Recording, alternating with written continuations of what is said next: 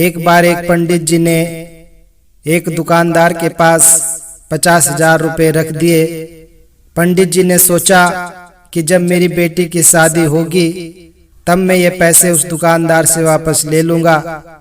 और फिर कुछ सालों के बाद जब पंडित जी की बेटी सयानी हो गई तो पंडित जी उसी दुकानदार के पास गए और उसे अपने द्वारा उसके पास रखे गए उन पैसों को वापस देने के लिए कहा, लेकिन उस दुकानदार ने उन पैसों को देने से इनकार कर दिया और उसने उस पंडित से कहा कि आपने कब मुझे पैसे दिए थे, बताइए, क्या मैंने आपको कुछ लिखकर दिया है जिससे ये पता लग जाए कि आपने मुझे पैसे दिए हैं।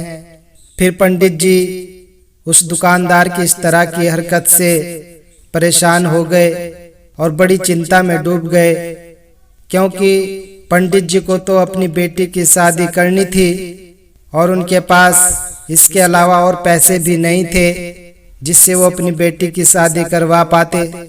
फिर कुछ दिनों के बाद पंडित जी को याद आया कि क्यों ना राजा से ही इस बारे में शिकायत की जाए ताकि वही कोई फैसला कर दे और मुझे मेरा पैसा मेरी बेटी की शादी के लिए वापस मिल जाए। बस यही सोचकर वो पंडित जी राजा के पास पहुंच गए और राजा को अपनी सारी कहानी बताई कि किस प्रकार उस दुकानदार ने उसके पैसे रखकर अब उन्हें उनके ही पैसे वापस करने से इनकार कर रहा है। तो राजा ने उस पंडित की सारी बातें सुनी और उनसे कहा कि कल जब हमारी शाही सवारी निकलेगी तो उसी समय बस तुम उस दुकानदार की दुकान के पास में ही खड़े रहना, बाकी तुम सब मुझ पर छोड़ दो। और अगले ही दिन जब राजा की सवारी निकली और सभी लोगों ने राजा को फूल मालाएं पहनाई और किसी ने राजा की आरती उतारी, तो उस समय पंडित जी भी उसी दुकान के पास में खड़े हुए थे। और जैसे ही राजा ने उस पंडित जी को देखा तो राजा ने उन्हें प्रणाम किया और कहा कि गुरुजी, आप यहाँ कैसे? आप तो हमारे गुरु हैं, आइए आप इस बग्गी में बैठ जाइए। और पंडित जी राजा की बग्गी में बैठ गए।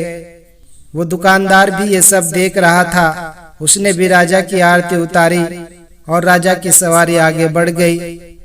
थोड़ी दूर चलने के बाद राजा ने पंडित जी को बग्गी से नीचे उतार दिया और कहा कि पंडित जी, हमने तो आपका काम कर दिया है, अब आगे आपका भाग्य।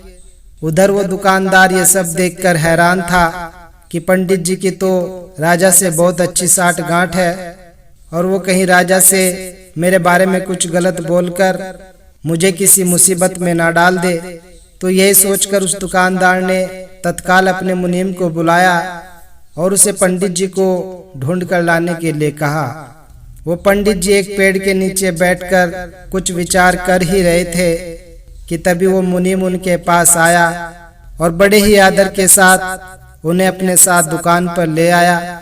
और वो पंडित जी जैसे ही दुकान पर आए तो दुकानदार ने उनके आते ही उन्हें प्रणाम किया और कहने लगा कि पंडित जी, मैंने काफी मेहनत की और पुराने खातों को देखा तो पाया कि खाते में आपके 50,000 रुपए जमा हैं और पिछले 10 सालों में ब्याज के 5 लाख रुपए भी हो गए हैं।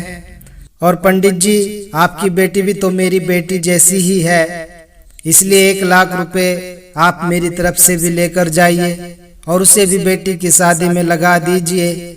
इस प्रकार उस दुकानदार ने पंडित जी को पूरे 6 लाख और 50,000 रुपए देकर बड़े ही प्रेम के साथ विदा कर दिया। दास को आपको इस कहानी को बताने का अभिप्राय बस इतना ही है कि मात्र एक राजा के साथ संबंध होने भर से हमारी विपदा दूर हो जाती है।